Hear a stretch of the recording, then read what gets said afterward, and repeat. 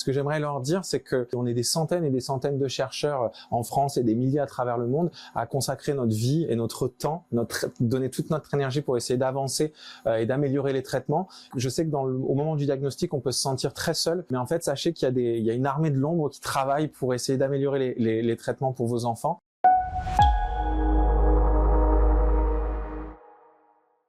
Donc bonjour, moi je m'appelle Eddy Pasquier, je suis directeur de recherche au CNRS et je dirige une équipe de recherche dédiée au cancer pédiatrique au Centre de recherche en cancérologie de Marseille où on se trouve à l'heure actuelle.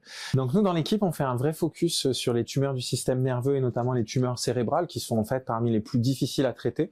Donc notre approche elle consiste à partir vraiment du médicament pour trouver des médicaments qui vont être efficaces sur ces tumeurs, sur ces cellules tumorales et ensuite à partir de là on va essayer de comprendre comment ce médicament fonctionne et qu'est-ce qui fait que cette cellule tumorale-là, elle est sensible à ce médicament. Et ça va nous permettre vraiment à la fois d'améliorer les traitements, c'est-à-dire de développer des traitements innovants, mais aussi d'avoir des biomarqueurs de sélection des patients qui vont être plus à même de répondre au traitement. Parce que ça, c'est une grosse problématique qu'on a en oncologie pédiatrique, c'est pouvoir trouver le bon traitement pour le bon patient. Dans le cas des tumeurs cérébrales, un mode de traitement qui est très commun, c'est la radiothérapie.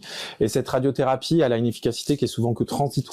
Et par ailleurs, elle va avoir des conséquences après dans la vie de l'enfant quand il va grandir, notamment sur son développement intellectuel, mais d'autres conséquences aussi. Et donc nous, on va tester des médicaments qui vont être à la fois capables d'augmenter l'efficacité de la radiothérapie, et donc on va pouvoir donner des doses de radiothérapie qui sont inférieures aux patients, et donc diminuer comme ça, on l'espère, les effets secondaires liés à la radiothérapie. Donc là, on va utiliser nos méthodes de criblage.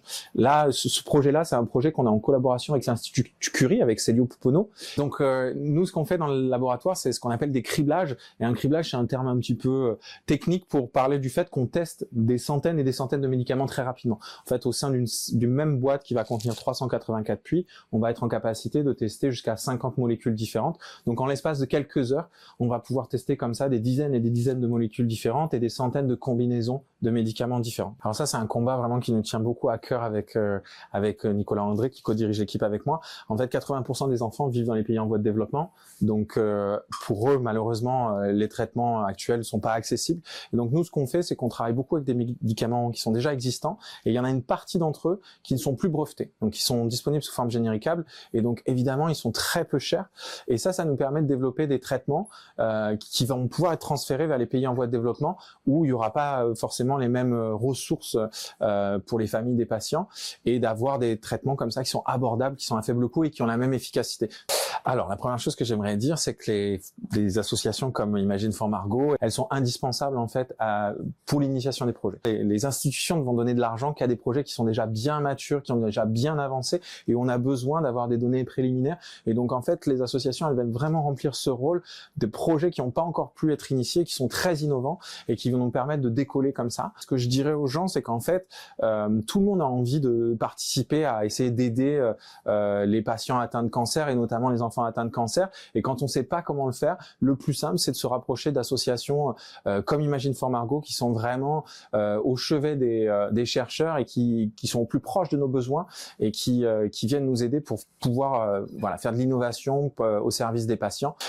Les familles, ce que j'aimerais leur dire, c'est qu'elles sachent qu'on est des centaines et des centaines de chercheurs en France et des milliers à travers le monde à consacrer notre vie et notre temps, donner toute notre énergie pour essayer d'avancer et d'améliorer les traitements. Et que donc, je sais que au moment du diagnostic, on peut se sentir très seul, mais en fait, sachez qu'il y a une armée de l'ombre qui travaille pour essayer d'améliorer les traitements pour vos enfants. Et chaque jour, chaque semaine, on a des améliorations qui se mettent en place et on progresse comme ça petit à petit pour faire en sorte qu'il y ait de moins en moins de patients qui succombent de leur cancer et que leur traitement soit de moins en moins néfaste à long terme.